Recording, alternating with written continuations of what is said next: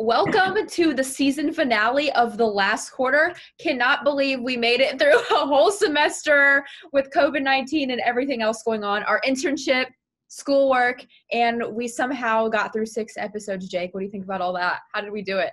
I can't believe it's almost 2021. It's really weird. I feel like it was just August and we were just starting at Wish TV, and we are like in the summer we were like, hey, let's do a podcast together.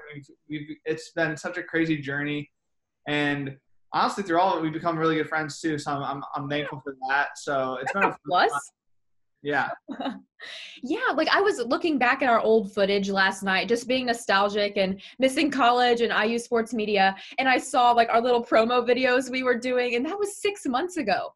Yeah. 6 months ago, we were in front of Memorial Stadium like, hey, let's start up this podcast. And since then, we've had a lot of great guests on here. Zach Kiefer, Megan McEwen, we've had Kirsten Kroll, all these really cool people who decided to take time out of their day. But today, I liked your idea of just, finishing how we started, just us two. We're going to be breaking down football, our favorite topic. And let's get started. Let's jump right in. So we have the Outback Bowl coming up this week, and it's a little bit of a touchy subject for everybody, but I'll go ahead and throw the basics at you.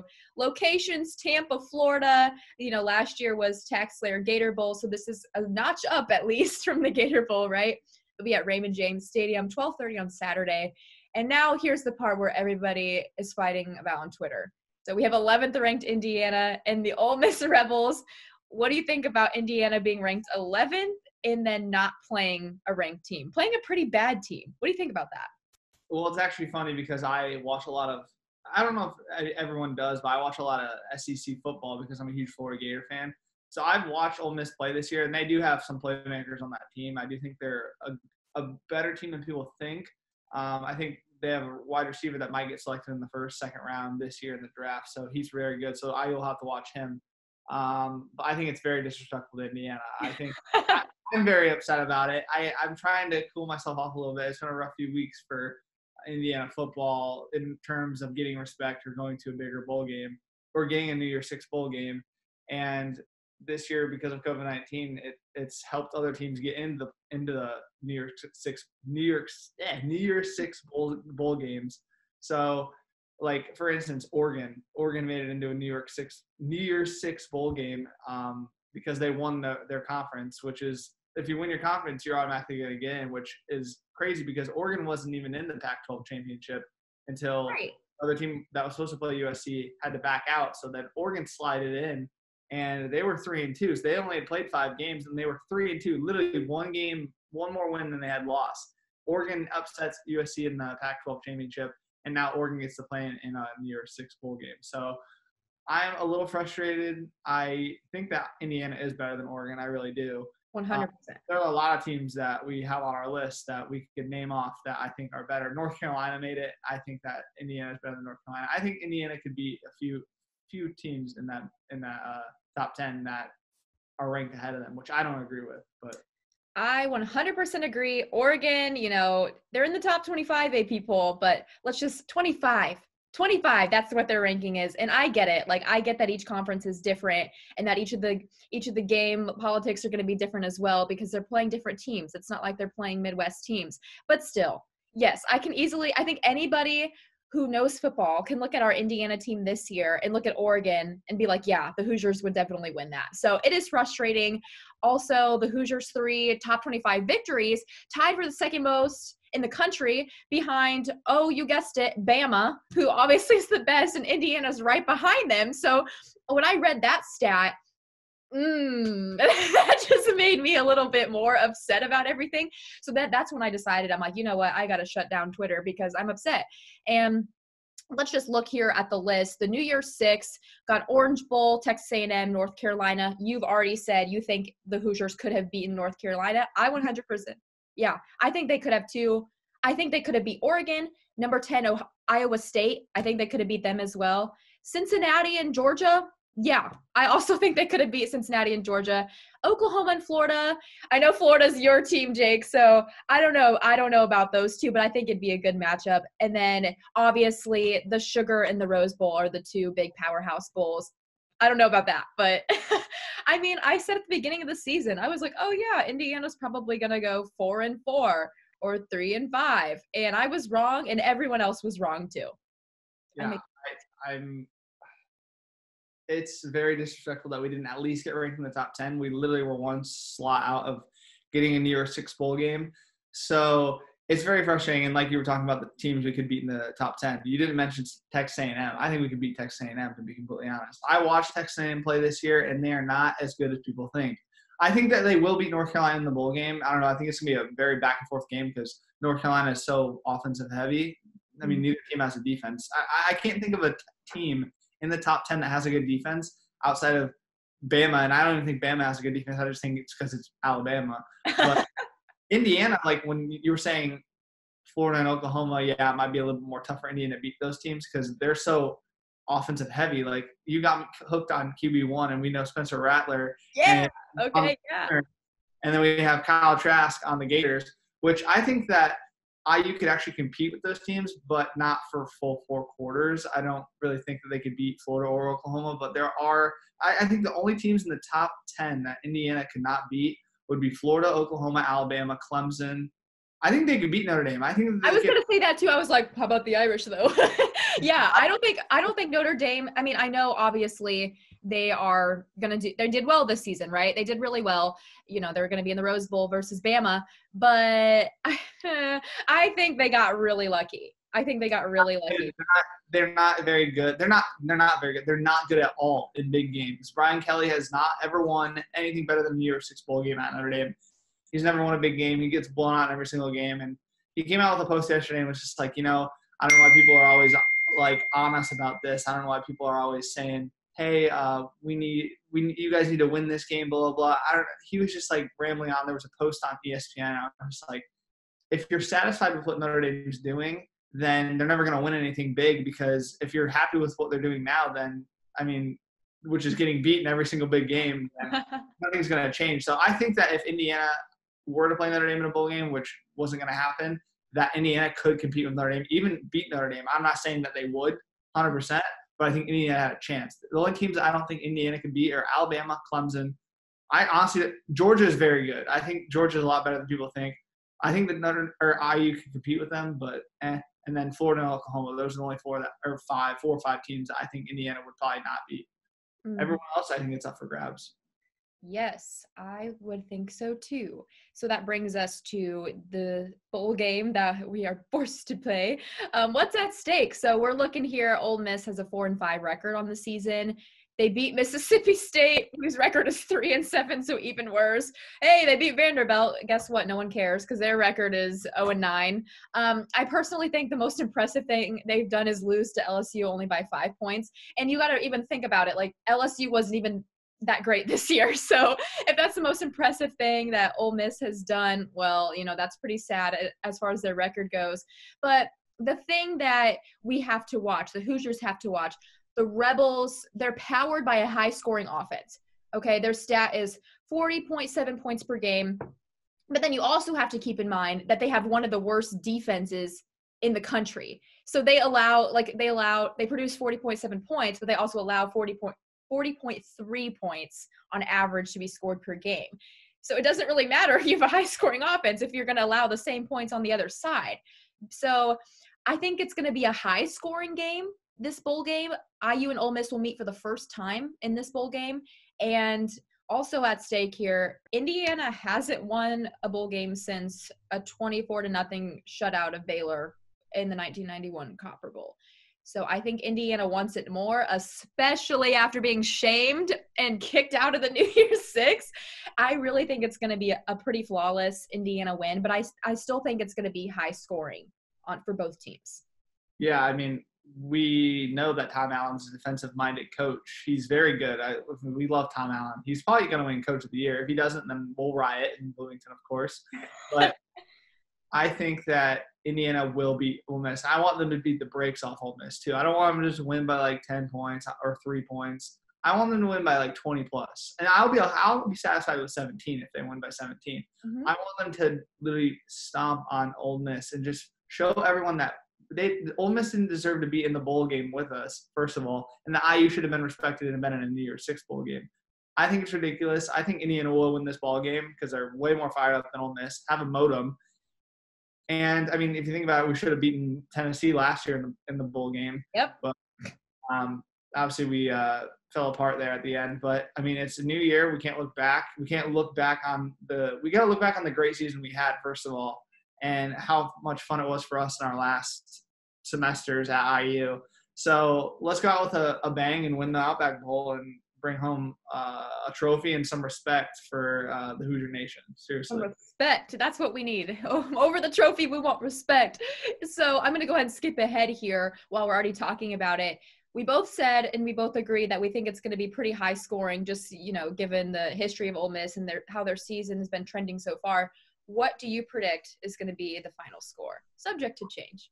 Honestly, I think it'll be a little bit more mid-range score because I think Indiana's defense is spectacular. I think Indiana's defense is awesome. I mean, they've had so many good they have Mullen, McFadden, like those guys, they're so good. Like I love them to death, and I'm excited to see what they do in the bowl game and how fired up they come out.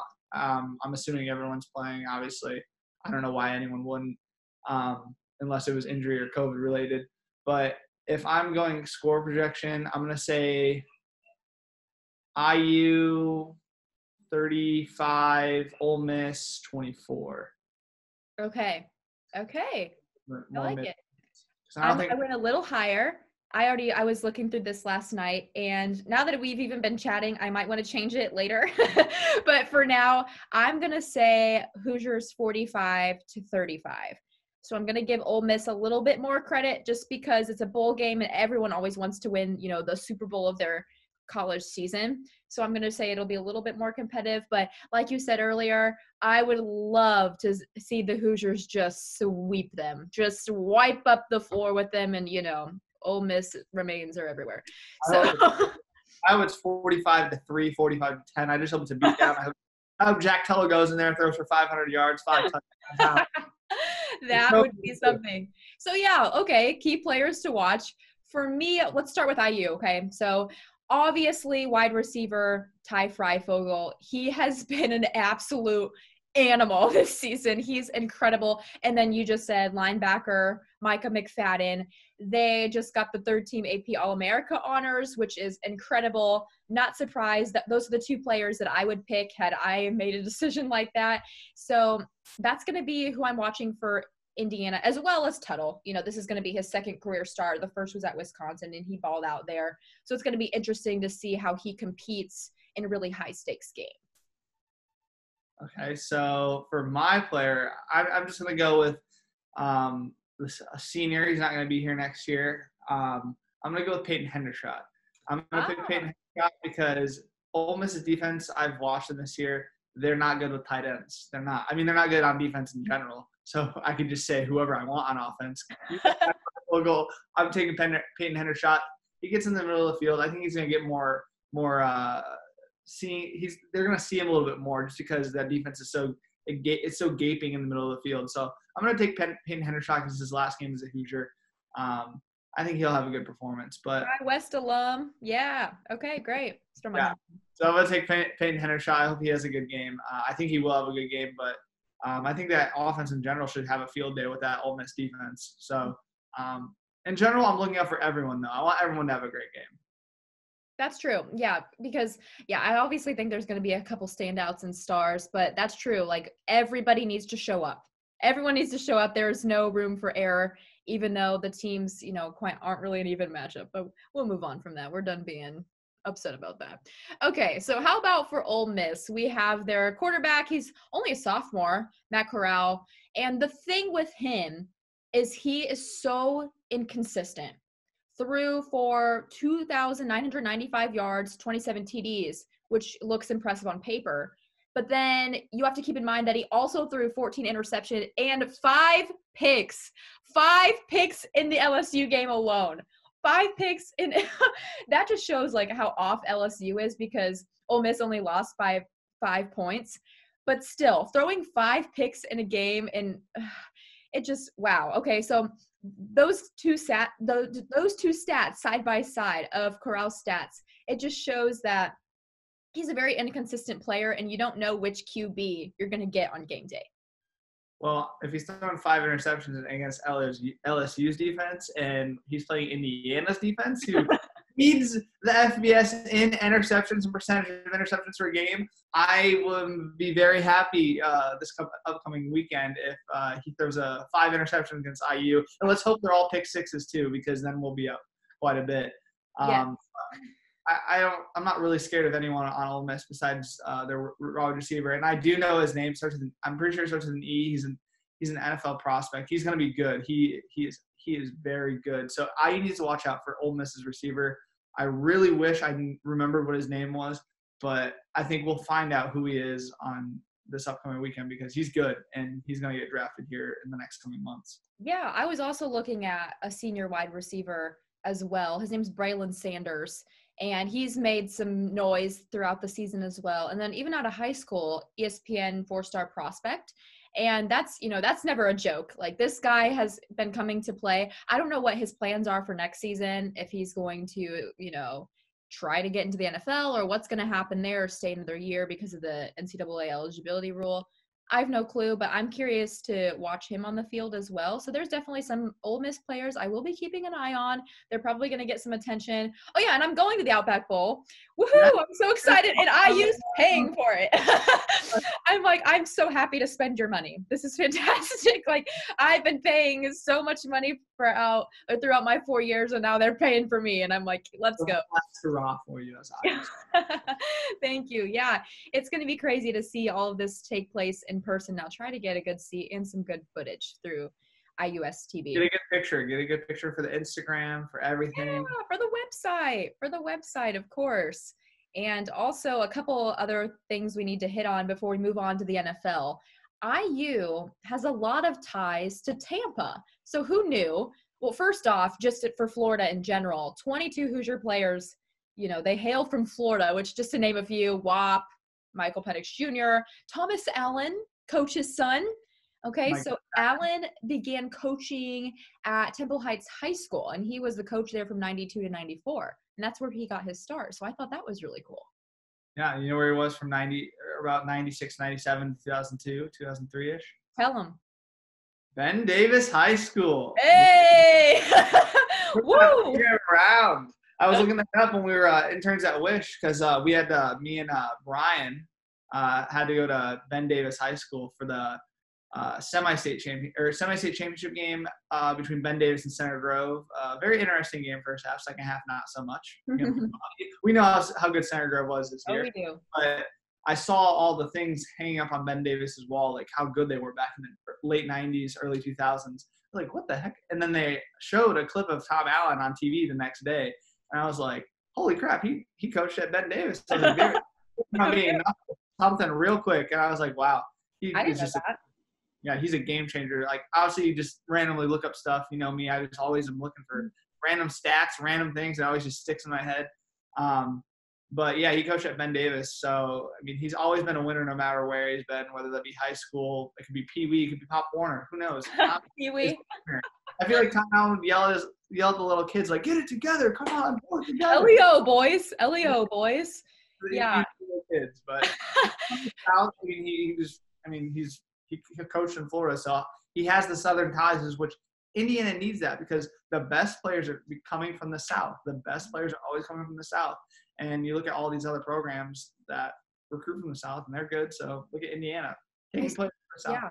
I swear they were born with little footballs in their hands. All these Southern football players, they're like, they came out the womb and we're like sneaking a football with them. Seriously, that's just how they're bred down there. It's insane.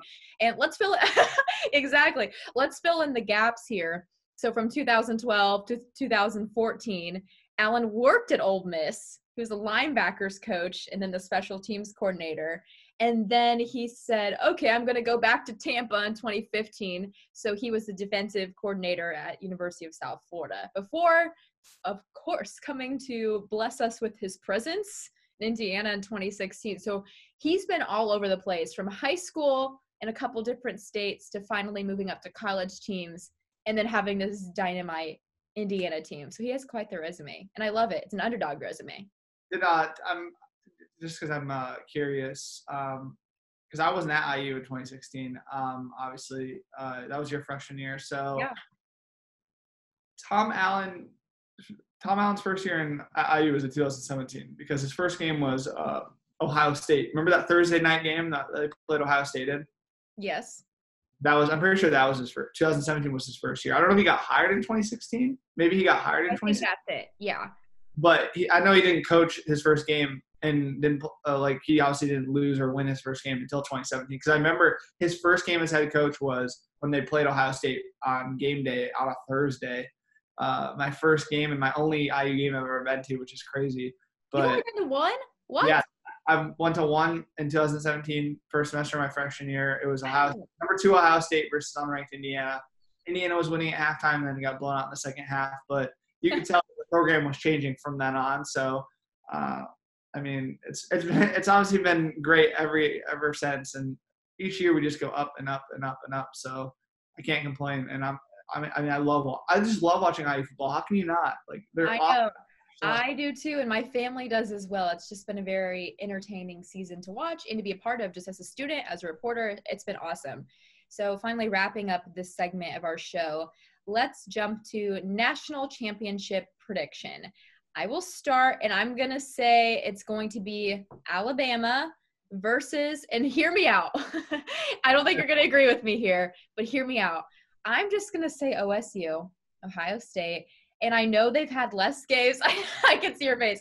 Yeah, I know they've had less games, but, you know, my QB1 roots, I love that show. I am a huge fan of Justin Fields and the talent that he has.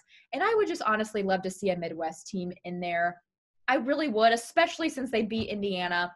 So can they beat Clemson? I don't know. Probably not. But I'm really just going to take a risk here and say OSU. But Bama's winning it all, in my opinion. No, not bad picks. I mean, you never know. I mean, the only thing that is, if you look at the stat, Clemson, the last 2 times they were the number 2 seed, have won the national championship. Just think about that. So I'm going to go Clemson, Alabama, per usual. I don't think Ohio State will beat Clemson. I hope it's a good game. I think Clemson is a lot better than Ohio State. Ohio State. I mean, it's scary because Ohio State is still very talented. They can still come out and surprise us. They just have not impressed me this year. I mean, after Justin Fields played us, he kind of lost his Heisman hope. But like you said, like I really do like Justin Fields from watching QB1. I actually am in that season right now as we speak. So I still got to get through it. But I'm going to take Alabama, Clemson. I think Alabama will win. Alabama's just very, very good this year. Their offense is crazy. I think they have the Heisman Trophy winner possibly on that offense. And I'm talking about Devontae Smith, not Mac Jones, because Mac Jones is not better than Kyle Trask, who is the Florida quarterback. I had to throw that in there. I'd just like to point out that Kyle Trask is very, very much better than Mac Jones. But I think Devontae Smith is the Heisman Trophy winner this year at wide receiver. If it's not Kyle Trask, if anyone else wins it, I'm never watching college football again. Okay. Oh my goodness, I can't wait to text you during these games. Yeah, we'll compare notes the whole time. Yeah, but I agree with you. I think Alabama's going to win the national championship this year. Okay. Hey, it doesn't matter how we get there, but if we kind of agree on the same team, I'd say that's pretty good, right? I'm with it. With it. It's not as fun though, because then we can't butt heads while we're predicting, but whatever. It's better to agree, I guess. All right, so that's my segment. Jake, what have you got cooking for the NFL this week? I mean, it's week 17. We're finally in the last week of football for the NFL, which is sad, but I can't believe we've gotten this far. And I mean, there have been bumps along the road with the whole COVID-19 protocol situations, but we're here. We're 1-2 weeks away from the playoffs. I'm very excited. A little disappointed this week. I mean, I think we're both from Indiana. You're right by Indy. So we're both Colts fans. We're cheering for the Colts. Tough loss this past Sunday against the Pittsburgh Steelers. It's a terrible second half. Just questionable play calling by Frank Reich. Love the man, but questionable play calling. You got to feed the ball to Jonathan Taylor, our running back. He's been great for us the past few weeks. Yes, that's what I tweeted. I was so upset. I'm like, give the ball to there was so much yelling in my house. So much yelling. It was hard for me to stay. I was like upset. That's the most upset I've been for a game since it's been quite a while since I've been that upset. But plenty of teams still fighting for a playoff spot, and plenty of teams still looking to move around in the seeding in the playoffs, because there's teams that can still get home field advantage. There's still teams that can bump from the 2 to the 3 seed, 3 to the 4 seed. Everything can get moved around. But in the AFC, teams that haven't clinched a playoff, or teams that already have clinched a playoff berth, would be the Chiefs. The Chiefs. We know you love Pat Mahomes over there. So the Chiefs, the Bills, and the Steelers all clinched in the AFC. And in the NFC, the Saints, the Packers, the Seahawks, and the Buccaneers all clinched. But teams who haven't even clinched yet, listen to this. In the AFC, the Dolphins, the Ravens, the Browns, and the Colts, and the Titans all have not clinched a spot yet. The Titans are number 1 in the division right now. Well, they're tied, but they have the tiebreaker over the Colts. So they're number 1 in the division. Think about that. They can either win the division or somehow miss the playoffs. That's just crazy to me. And then in the NFC, you have the Cardinals, the Bears, the Rams, the Redskins, or not the Redskins, sorry, the football team, the Giants, and the Cowboys, who can all still make it into the playoffs. And the Washington football team, the Giants, and the Cowboys are all in the NFC East, and they're all still eligible to make the playoffs because they're all so bad. The NFC least is good. Because they're all so bad. Yes. This has been a weird season. Well, obviously because of all the COVID protocol, and we've had teams miss games and have to reschedule, and it's just been kind of off just for everyone in sports.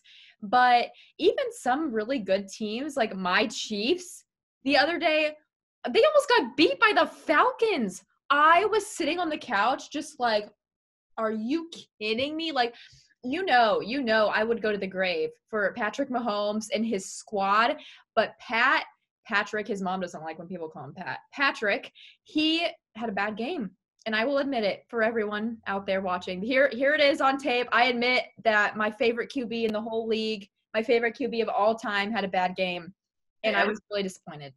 Everyone has a bad game, and it's crazy that Young Hoku, my favorite kicker in the league, and actually no, not my favorite kicker. He is one of my favorite players, but I can't disrespect Hot Rod like that.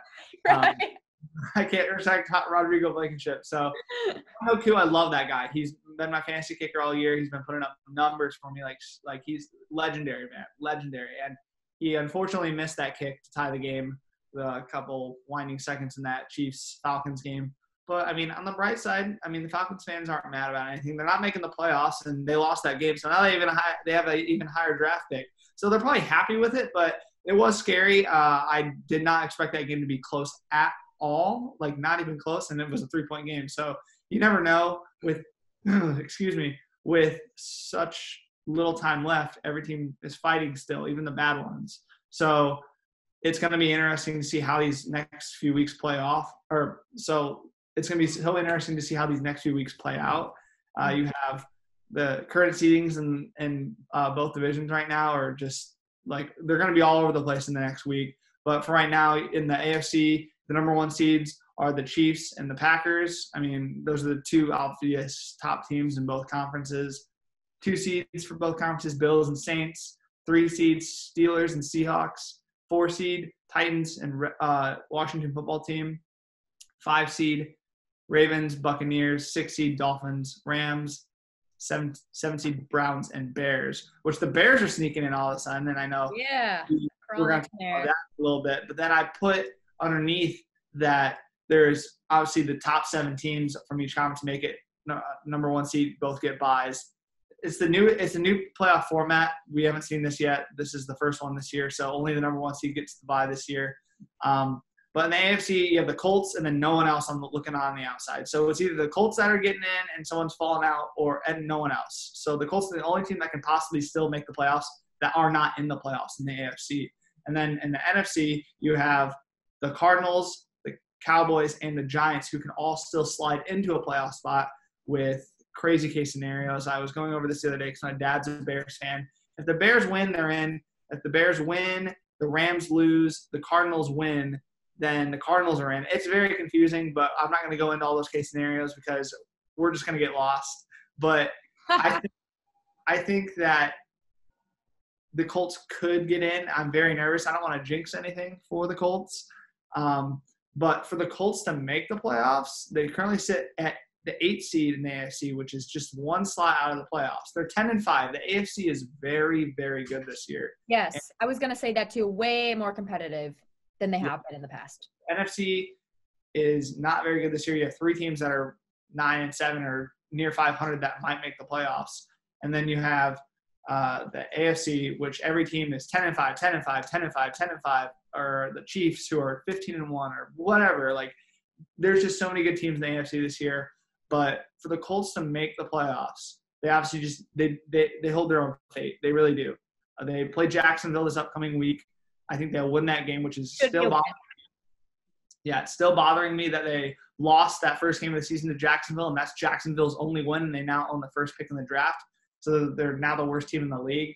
But they need some help. They need Pittsburgh to beat Cleveland, and Pittsburgh has to play at Cleveland. And breaking news, while I say that, I just saw on my phone that the Steelers are benching Ben Roethlisberger this week. They're resting him. Mason Rudolph is going to start instead. So the Steelers are going without their starting quarterback this week. They're going to start Mason Rudolph instead. I think Mason Rudolph can still win them this football game, but the Steelers are going without Ben Roethlisberger this weekend in Cleveland. That just happened?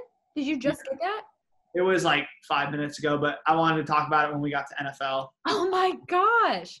Wow. I think Mason Rudolph can still win the game, but it's a little less likely now because Cleveland knows that they have to win now after losing to the Jets. What do you think about them losing to the Jets? Like, that kind of shakes everything up. And you're a little shook by that Ben Roethlisberger news now. You're like, what the heck? No, I was like, whoa, what? Okay, well, losing to the Jets, honestly, at this point, if I were the Jets, this is terrible. Nobody would ever do this, but I would just, like, lose on purpose so I could get the number 1 player, like, because at this point, they've given up their opportunity to get Trevor Lawrence, right? So it's already over with. The Jets it's over. Yeah, it's over. But it was out. I think for the Colts that need to happen, they need Pittsburgh to obviously beat Cleveland in Cleveland. They need Miami to lose to Buffalo. So we need Buffalo to win. And then Tennessee plays at Houston, which would be awesome if the Texans could upset the Titans, because then we would win the division if we win our game. But we just need one of those things to happen. So we need the Steelers, the Titans, we need the Steelers, we need the Bills, or we need the Texans to win, and we're in. That's all we need. We just need one of those teams to win, and we're in. I prefer the Texans to beat the Titans, but I'll be okay with anything. Obviously, seeding does matter. If we win our division, then we get a higher seed, and we get home field advantage for at least the first round. But it's scary. I'm very nervous now because we had our own destiny in our own hands last weekend, and we blew it. I mean, you watched the game. Obviously, you said you were very upset. I was very upset. But do you think the Colts are going to make the playoffs? I'm just curious. Like, what do you think? What do you see happening this weekend? Obviously, some teams are going to rest their starters now because they're not trying to get hurt, and some people already clinched, like the Steelers are doing. So I'm just curious as to what you think is going to happen for the Colts and if you see them getting in. I do see them getting in, and the reason that I say that is because you've done a really great job at breaking it down. And I don't think that's the thing. I don't think a lot of people take the time to really evaluate each scenario. But since you've done that and we can sit here and look at it and study it, I think there's a pretty decent chance that at least one of those things is going to happen. And we know, I mean, I really do believe the Colts are going to beat the Jags. There's no way the Jags are going to beat them twice. And especially, they've just gotten progressively worse throughout the season, as we know. Like, it's just been, a dumpster fire for them for the rest of the season. And at this point, they want Trevor Lawrence. They really do. Like, who wouldn't? I would if I was the worst team. Yeah, I want Trevor Lawrence. If I could take Trevor Lawrence, I would. Trevor Lawrence is good. Yeah, and I'd be like, everybody, let's do somersaults on the football field and just let the Colts have this one. Like, no, it's terrible. Is that, I mean, Trevor Lawrence is the best QB prospect we've seen since Andrew Luck, to be completely honest. And it's awful because the Jags hold the number 1 pick, and the Jags are going to get Trevor Lawrence. And what division are the Jaguars in?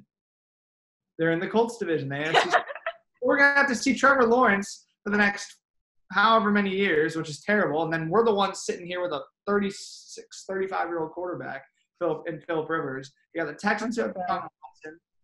The Texans with Deshaun Watson. You have the Jaguars are going to get Trevor Lawrence, and then you have the Titans who have Ryan Tannehill, and then we have Phillip Rivers, which I'm not – no hate for Phillip Rivers, but he's definitely not the future of our franchise. So we're going to have to figure out if we're going to draft a quarterback this year. If not, whatever. But I think the Colts will – I don't want to say it. I'm not going to say it. I think everyone who watches this will know what I'm going to say and what I want to say and who I'm going to pick to make the playoffs. But I'm not going to say it because then I'll just jinx it. And then I'll be crying, eating ice cream next. And you'll be mad on Twitter. Yes. Well, I'll say it for you, and I have wood right in front of me. So knocking on wood, but I do think the Colts are going to be okay in the playoffs. But, again, we've run through a million different scenarios, and the beauty about sports and especially professional football is that anything can happen, and anyone can get injured. Anyone can show up one day and somebody else is completely checked out. So you never know. We could sit here for 5 hours, Jake, and be like, this is going to happen based on the record, based on the injury report, based on this and that. And at the end of the day, we could be completely wrong. But, we do have some educated guesses going, and I hope we're right, just for the satisfaction of being right. Yes, it's bragging rights. It makes us feel kind of good. Yeah, we're like, maybe we are in the right profession. We can break this down effectively. Little flip of the hair for you. Okay. Last night, obviously, on my Instagram, I asked a couple people just for fun because this is our last podcast of the year. And we haven't done this yet this year. I've asked a couple people just like, hey, do you have any questions for us regarding college football, NFL? So obviously one of the questions comes from one of our fellow sports media friends, Jimmy Sutton. He asked us who our sleeper teams would be. And also my other friend, Kevin Perez, he also asked, who do you see going farther in the playoffs that other people may not see? So this is kind of the same question with the sleeper teams. I'm going to go first. I'm going to take the Ravens in the AFC. Last year, the Ravens were the looked at team. Lamar Jackson MVP. They're 14-2. Everyone's looking at them like, oh my gosh, like this Ravens team, like we got to come out and beat them. And that's what the Titans did. They came out and stomped on the Ravens. The Ravens didn't look good last year in the playoffs. I haven't heard peep about anything about the Ravens this year, like at all recently. They're the national radar. They just aren't getting any like attention. So that's what scares me. Last year when you have all that attention, it's like, oh gosh, like we're all the pressure's on us now. What do I do with the fame? 10-6. Lamar Jackson's playing his best football, consistent football that I've seen all year. They're going to get healthy soon. Their defense is good. I think the Ravens could make a Super Bowl run. I'll be completely honest with you. Like, I don't see that being out of the picture. I think they're better than the Browns. I think they're better than the Steelers. I think they're slightly better than the Colts. I don't think they're better than the Bills. I don't think they're better than the Chiefs. And I think they will struggle with the Titans. But don't count the Ravens out. I really like the Ravens to sneak by this year maybe in the playoffs. Who knows? But, I mean, I could be completely wrong. But that's one team I'm looking for. My AFC sleeper is the Ravens. And then the NFC, I don't know if people are really sleeping on them, but I can't really see anyone else being a real sleeper team because no one's really a threat in my eyes. But I'm going to take the Tampa Bay Buccaneers. They have one of the greatest quarterbacks of all time, Tom Brady, obviously on that team. We're not too big of fans. Benched himself. Yeah. I mean, he's allowed after throwing 4 touchdowns and a half and over 300 yards. But I'll take the Buccaneers to be my sleeper team. I mean, I think they got a good enough team to make a run at the Super Bowl. And I don't think the NFC is that good this year. I think the only 2 teams that really would threaten them would be the Saints and the Packers, maybe the Seahawks, depending on where the game's played. But the Seahawks defense is starting to heat up. Jamal Adams is doing great on that team. So I would take the Buccaneers, but those are my 2 sleepers, the Ravens, the AFC, and then the NFC, I had the Buccaneers. Those are my 2 sleepers. But obviously, we'll slide it on over to you. Let's hear your sleepers, Haley. Okay, so I think it's interesting how you chose both number 5 seeds, and I took it a couple steps further, and I chose the number 7 seeds. So we have the Browns. I've always just kind of had a soft spot for the Browns. I don't know why, but really who I want to talk about here is the Bears in the NFC. They're 8-7, 1 win from the playoffs. And there's been kind of a quarterback carousel going. I think Mitch Trubisky was kind of the poster child of being like thrown in and out because he led the win against Jacksonville on Sunday, which as we discussed isn't, a super impressive win because of Jacksonville's status. But he's overcome a lot this season. He was benched for Nick Foles. And you got to think like this guy has been on top. he's been in the middle, and then he's been at complete rock bottom. Like, there's no in between for this guy. It's either one or the other. He was actually drafted ahead of Patrick Mahomes and Deshaun Watson in 2017. And when I read that, I thought, you have got to be kidding. This guy who's been thrown around so many times was drafted above Patrick Mahomes, who's headed out to be one of the best QBs in the league. And just crazy to think about, but I'm just really, I guess this is more of a hopeful prediction. I just really hope that the Bears I don't think they're going to win the Super Bowl or they're going to get that close. I just think they're going to do better than everybody thinks. But yeah, I see the question here is like, who has a run at the Super Bowl? I'm not going to go that far, but they're just going to be a team that I'm watching a little bit extra just because of the quarterback carousel situation that we have going on.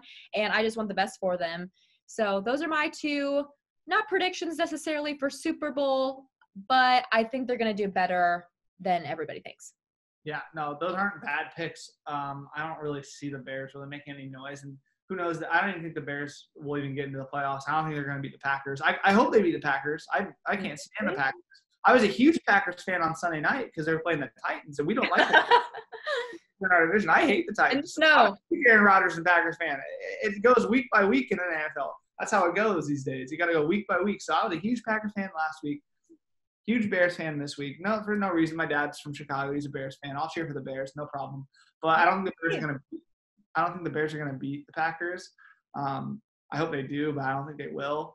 And if they lose, they're going to need some help in order to get into the playoffs. And then the Browns, I respect that pick. They have a really high-powered offense. They're going to get all their receivers back after being on that COVID protocol this past week. Right? Yeah. So we'll definitely see what the Browns can do in the playoffs this year. And I'm excited to watch if they make the playoffs. Who knows? They could still get knocked out. We don't even know. But the Browns could be in the playoffs for the first time in quite some time. Back over to the NFC now. The NFC East, the NFC least, whatever you want to call them. Terrible. One of the worst divisions of football I've ever seen. Probably the worst division of football I've seen in my lifetime this year. Going into Week 17, they have 3 teams that can still make the playoffs. That is crazy. Have you ever seen season records that close before? That's just – Yeah, I've seen season records that close before. I've never seen season records that bad that are that close before. Oh, my gosh. A team that has 6 wins, maybe 7 wins, is going to make the playoffs. That's just awful. Like, I don't agree with that. You have the football team in Washington. They're 6-9. The Cowboys, 6-9. And the Giants, 5-10. So here's what needs to happen. The Giants is what gets me. I'm like, ooh, you're a contender? No. They're not good. But you have the football team, 6-9. They have to go to Philadelphia and play, and Philadelphia's not playing for anything. And they've been starting Jalen Hurts now. So that's a scary game. I can honestly see Philly winning that game. I have them winning that game in my betting, you should say. And then you have the Cowboys, who play the Giants in New York, and then obviously the Giants are hosting the Cowboys in New York. So I think the Cowboys are going to sneak in, to be completely honest, because I think that the Cowboys will beat the Giants in New York. The Giants will then move to 7-9, or the Giants, excuse me. The Giants will move to 5-11. The Cowboys will move to 6-10, which means, I'm getting this all mixed up. There's so many numbers. The Cowboys, there's so many numbers. The Cowboys will go to 7-9. The Giants will go to 5-11, and then I think that Philadelphia will somehow beat the Redskins. I think that if the Redskins start Alex Smith, then the Redskins will win that game, but right now it's not looking likely. So I think Philadelphia will beat Washington, and then Washington drops out of the playoffs and the Cowboys move in, which is crazy because so many people get on the Cowboys all the time, especially Stephen A. Smith. He's always laughing at them, making those videos. I think it's hilarious. I don't like the Cowboys either. I know a lot of people that hate and slander the Cowboys all the time. So I think that the Cowboys will sneak in and be the NFC East, NFC least team. What do you think will be the team to sneak in from the NFC least? From those 3 teams, the Giants, the Washington football team. There you go. Cowboys. Yeah, finally got it right. I'm just going to – not the Giants. That's an easy no for me. I just said that 10 seconds ago. Heck no. I'm going to say the Washington football team. Yes. Yeah, no, I thought they were going to win the other day, and I was really surprised that they didn't.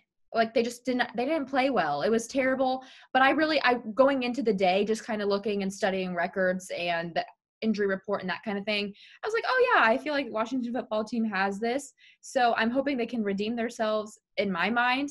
So I'm going to go ahead and pick them, and we'll see what happens. But I'm pretty confident in that. I like that pick. I think that the football team is so weird saying that. I know it's like, wait, which team? Yeah, the Washington football team. I think that if they play Alex Smith, I think that they're the best team in the division. I really do. But the Cowboys are playing the best football right now, so I'm gonna pick the Cowboys to advance and make it into the playoffs.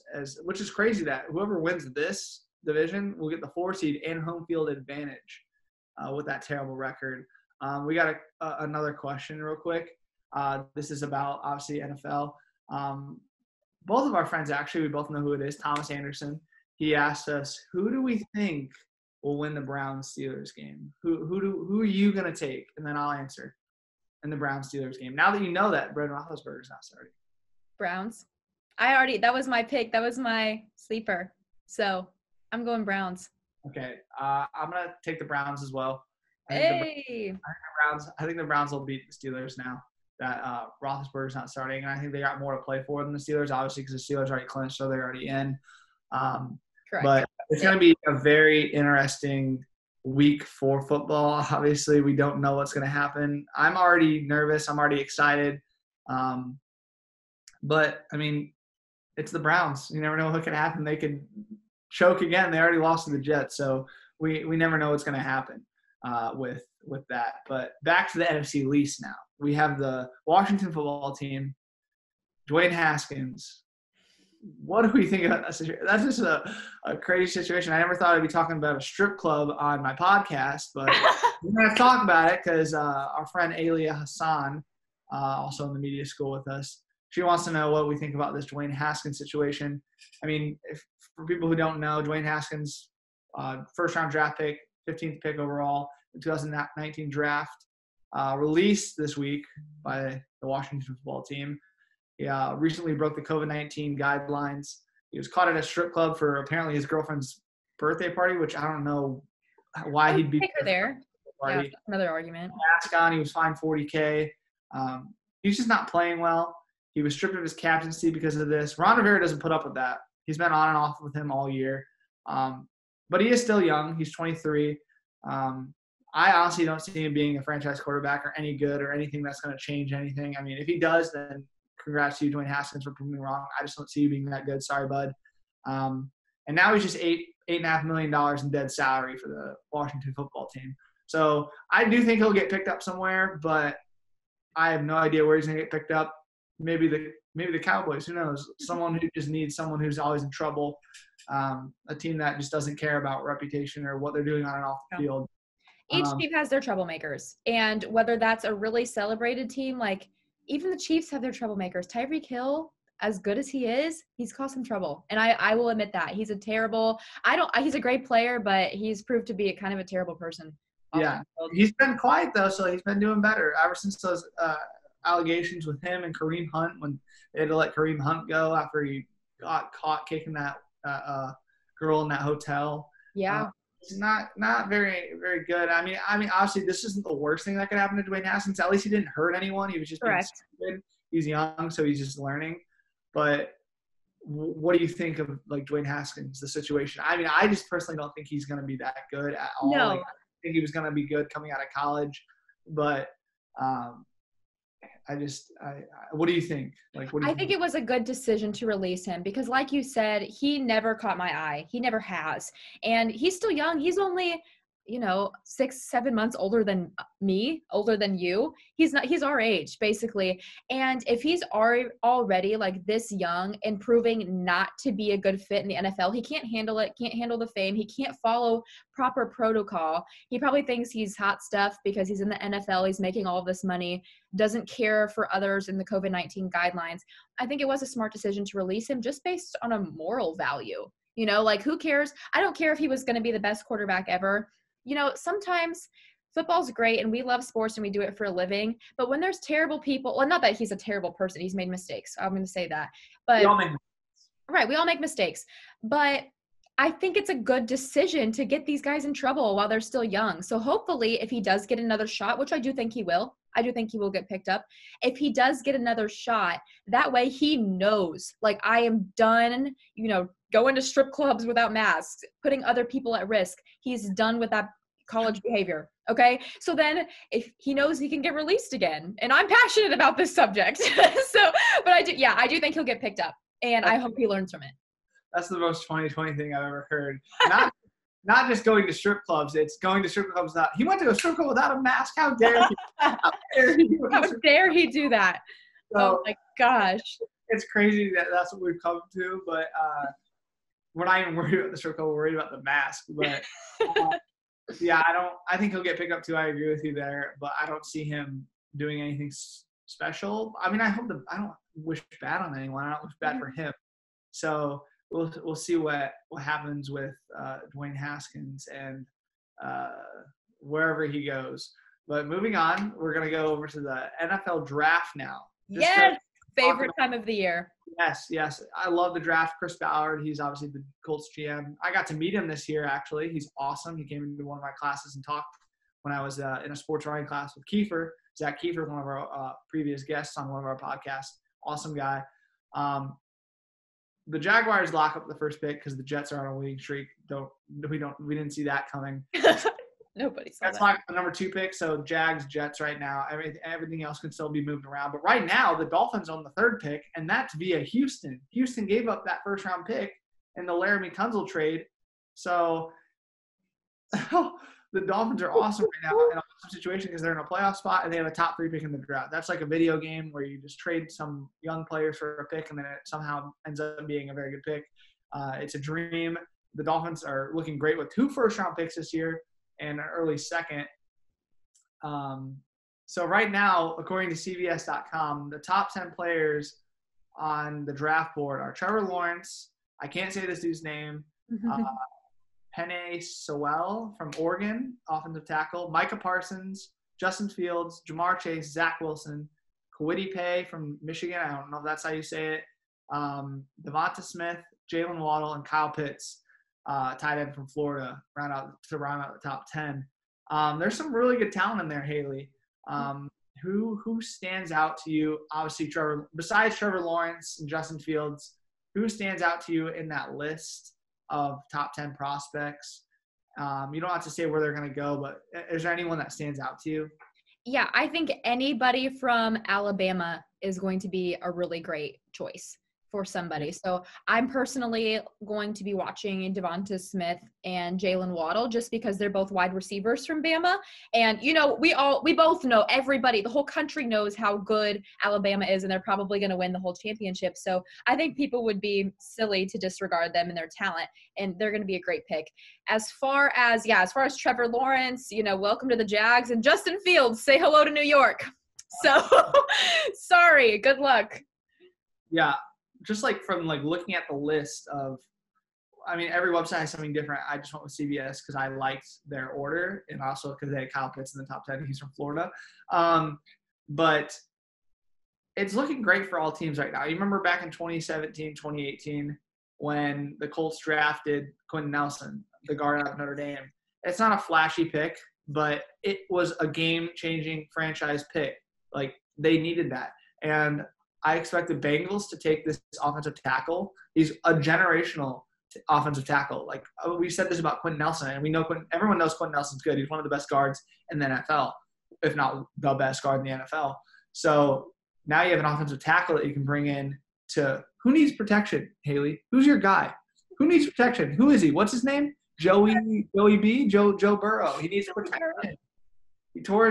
He broke up his knee this past year, so he needs some protection in Cincinnati. I think a lot of people would agree with me there. So I think everyone needs protection. Everyone's – oh, my gosh. It's just even the best teams still need protection. They don't have – It's bad in Cincinnati, though. Joe Burrow has a terrible offensive line. He needs someone to change that, and you can do that real quick if you just start building from the inside out, just from that center position all the way out.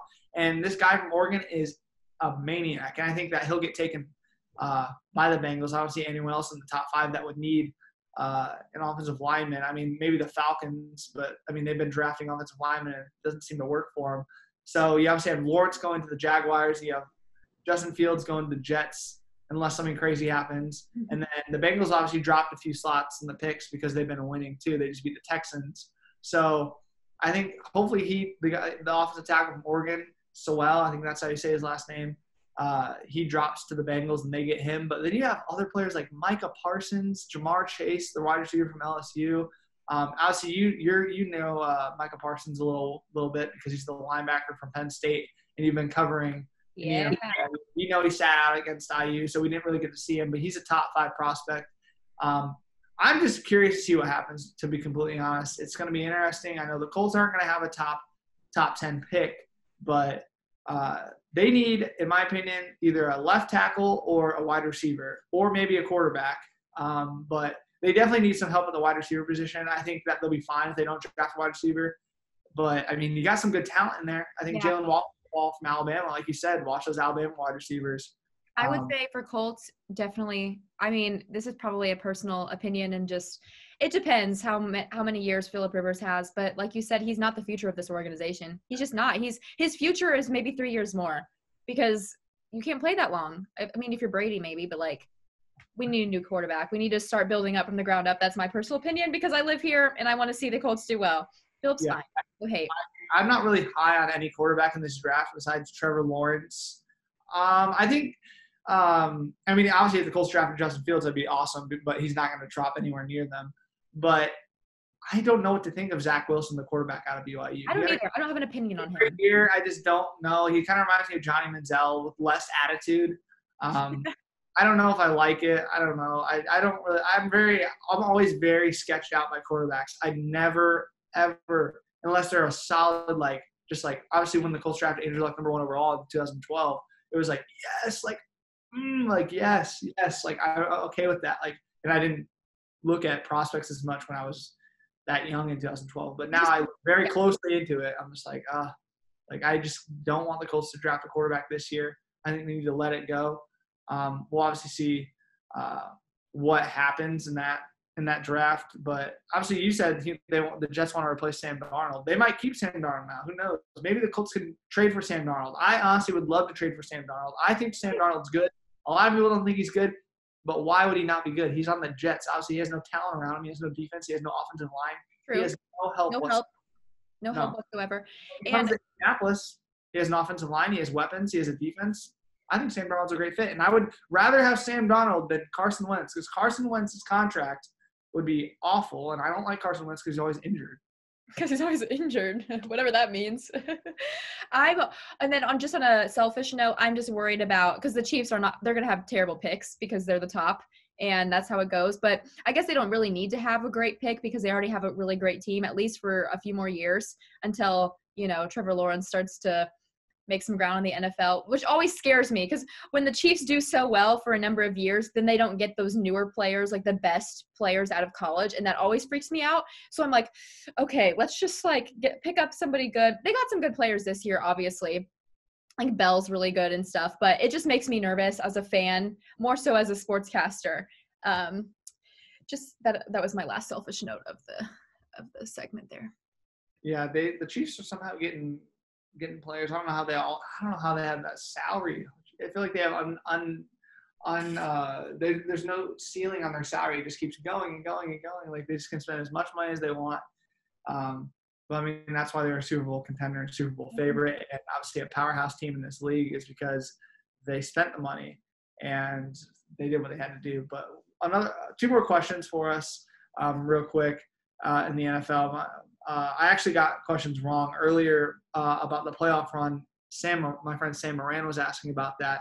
Kevin Perez, my other friend, he says, Jets. What do we think about the franchise winning the 2 games this late in the season? You obviously, we kind of already touched on that. Yeah. I think it's dumb. I think they should have tanked for Trevor Lawrence, but can't go back now. And then our other question was obviously who are our favorites to clinch the playoffs this upcoming weekend. That's a new one. That's from my friend Dustin Ruby. He just is asking who we think is going to clinch. I'm not going to say who I think is going to clinch because I don't want to jinx anything. But I will say I think the hometown team will sneak in. I will say that. I think the hometown team will sneak in. I think the one team that misses out this year is the Dolphins. Okay. Yeah, I don't know about the Dolphins, but I agree with your first statement. Yes.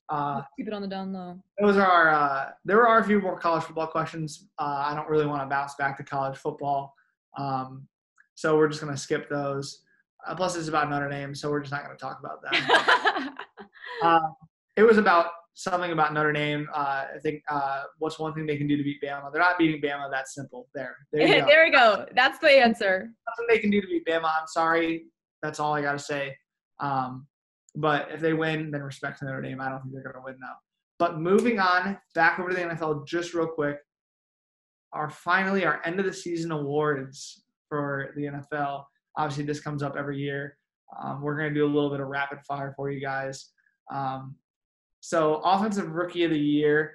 Haley, who do you think is going to win it between James Robinson, the running back from Jacksonville, Justin Herbert, the rookie quarterback from the Los Angeles Chargers, and wide receiver Justin Jefferson for the Minnesota Vikings? Who are you taking?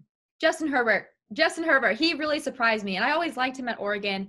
And I liked watching him play, but I didn't think he was going to translate as well to the NFL as some of the other quarterbacks that came out of college. But he's just really pleasantly surprised me this year. And he's been very fun to watch. A lot of times I'm not a Chargers fan, but a lot of times I'll just tune in to watch and see how he's doing. He's only 23, so he's our age, and I love watching to see how college players translate to the NFL, especially their first year. So I'm going to go with Justin Herbert. Pretty simple answer for me. It's weird to think about that, like by the time he's retiring, like we'll be the same age as him. It's just kind of weird. It's weird, and it's weird to think about those players that are going to start being younger than us soon. Maybe there still are some players that are younger than us. It's really weird to think about, but Justin Herbert, I loved watching him this year. He was awesome to watch because he was my fantasy quarterback. Picked him up off waivers. So I loved watching him. I'm going to agree and go with Justin Herbert with you, only because he's had one of the greatest rookie seasons of all time for a quarterback. And it's a lot easier for these quarterbacks to win the awards. But I also think that all three of these guys are very deserving. Justin Jefferson had an amazing year. He broke records for the Vikings as a rookie. And James Robinson is putting up numbers. I think James Robinson should win it, to be completely honest, too. I think I think that Justin Herbert should win it, but I think James Robinson is the most deserving. James Robinson is an undrafted rookie out of – I don't even know where he went to college, to be completely honest. He's an undrafted rookie, and he plays for the worst team in the league, and he put up amazing numbers all year long. He was a dominant force, top 5 running back in the league this year. I think James Robinson deserves it the most, but I think Justin Herbert is going to get it, which sucks, but we'll see what happens. I think James Robinson will have a great year next year, especially if he's lining up behind Trevor Lawrence in Jacksonville. Moving over to the defensive side of the football, we're going to go with the Defensive Rookie of the Year. I've got quite a few names in here. We have Chase Young, Jeremy Chin, Antonio Winfield, Patrick Queen, and Julian Blackmon of the Colts. Obviously, our team, he's been great for this year, stealing the 3rd round. Who are you going with Defensive Rookie of the Year for the defensive side, obviously? Repping the hometown here, Julian Blackmon. Okay. I like Julian Blackmon too. I think he was the front runner for the Defensive Rookie of the Year for a while.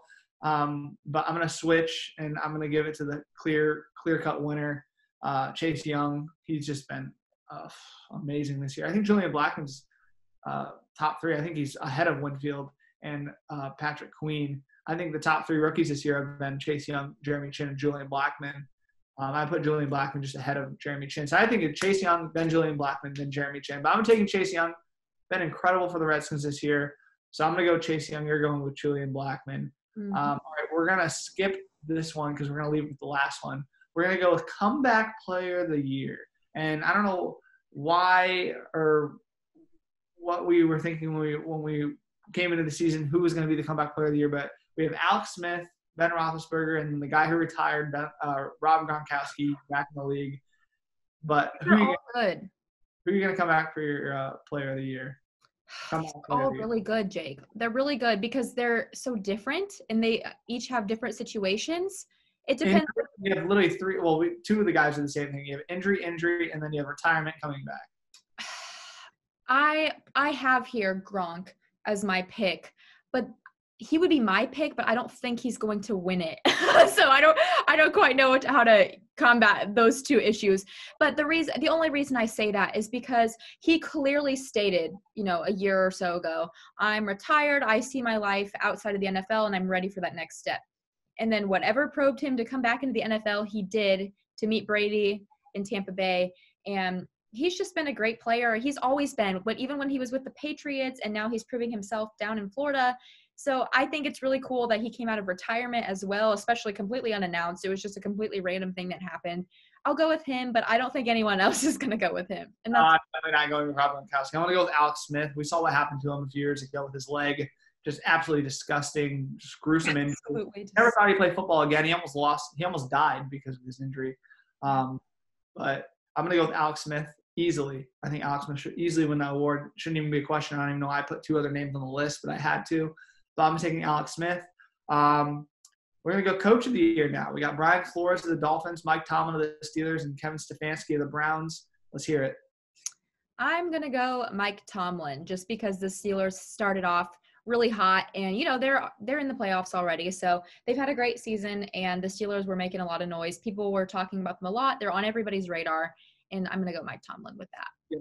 I very much agree that Mike Tomlin is very deserving of this award, but I think Brian Flores of the Dolphins should win it just because the Dolphins are projected to be one of the worst teams in the league, and they're in a playoff spot. They hold a top 3 pick now. Obviously, that's not his doing, but their record is what is doing. He's made questionable calls at quarterback all year long, but it's worked out for the team. He's really brought that team on the map this year. I'm taking Brian Flores of the Dolphins, but I think Mike Tomlin deserves it as well. I think Kevin Stefanski deserves it as well. Those are 3 good ones too. It's hard. It just depends on, because like I said, none of them are like really similar situations. They're all very different. So it's just going to depend on what they're looking for as far as the story goes.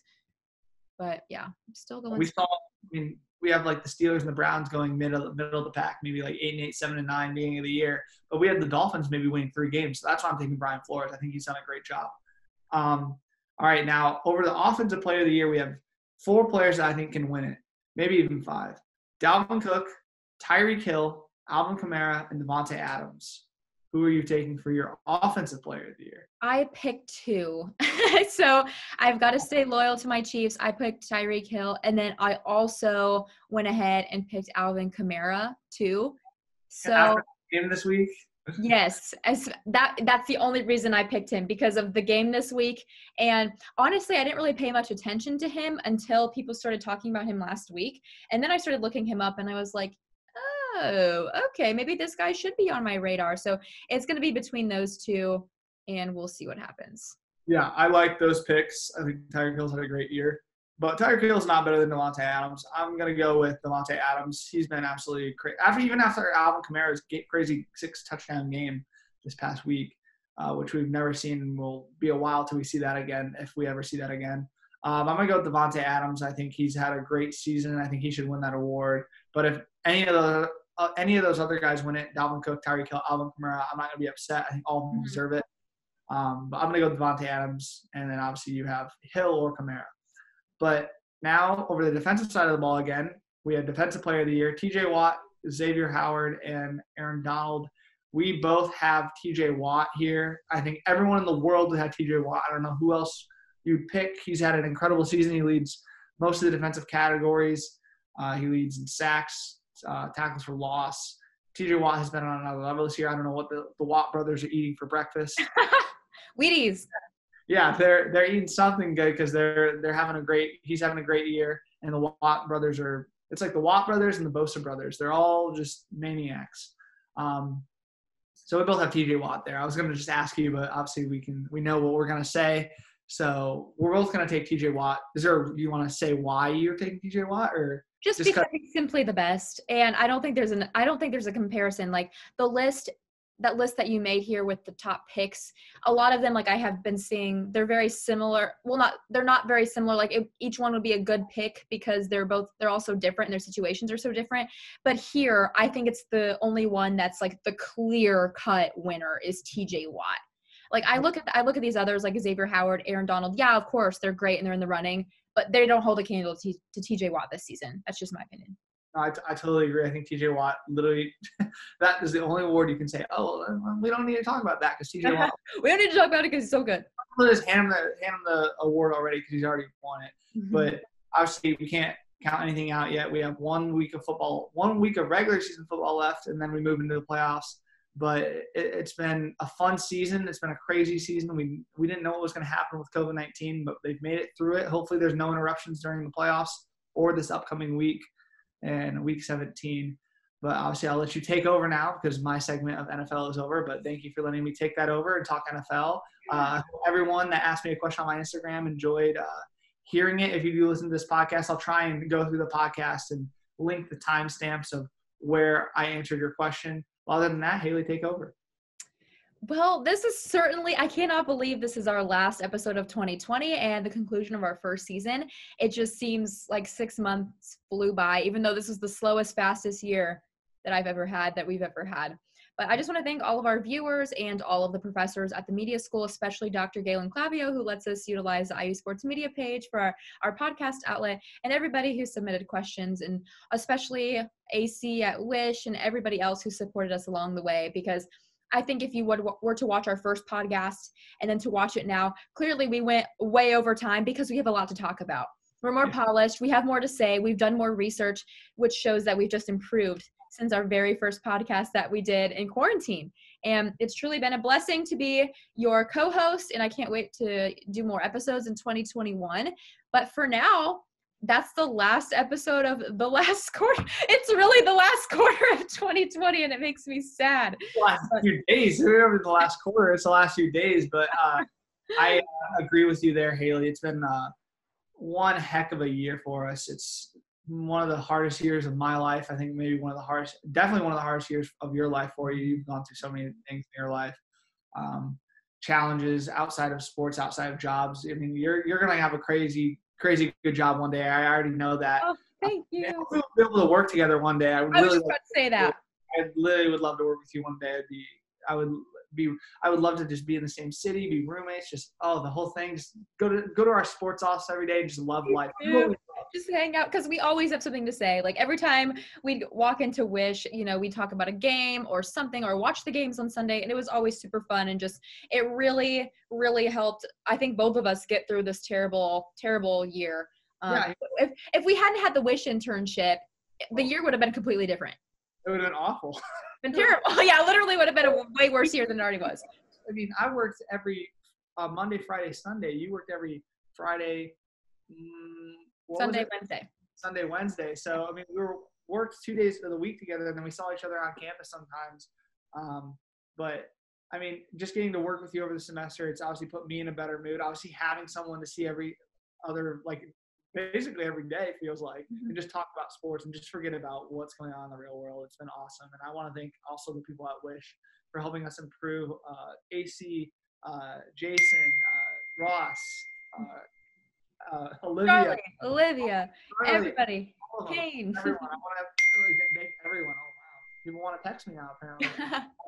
But I just want to thank everyone. I want to thank you. You've been so awesome to me. We've had such a fun time, but obviously I don't want to keep this going. So not me sobbing on the podcast. Oh boy. Thank you so much for everything you've done for me this year. It's been a crazy one, and hopefully next semester, even though you graduated, I'll see you around in Bloomington. Oh, you will. I still have my apartment until July. So this is, even though it's the last quarter, the last episode of 2020, it will not be the last episode forever. We'll be back next year after the new year. And until then, thanks for watching, and we'll be back with more.